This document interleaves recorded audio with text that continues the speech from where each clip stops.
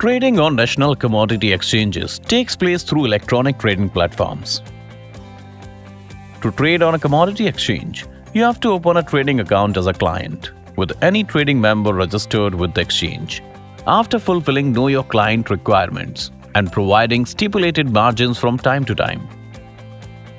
Based on the margin deposited by the client, trading members allocate the client a trading limit. The client can now start trading in commodities.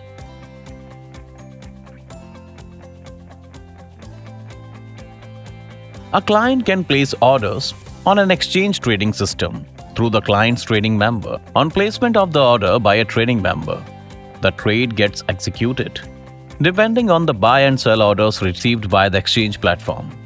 Clients and trading members get system-generated confirmations on execution of the trade on the exchange platform. All outstanding orders, that is, those that are not executed on the exchange platform as trade, get cancelled at the end of each trading day. Let's take a commodity trading example.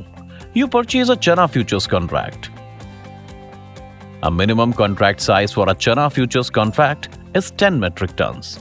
Let us assume that it is worth 4 lakh rupees at 4,000 rupees per quintal, and the margin for buying the Chana futures contract is 3%.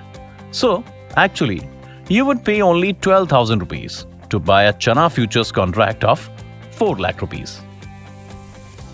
You may sell this contract any time before its expiry or choose to take delivery at the time of expiry.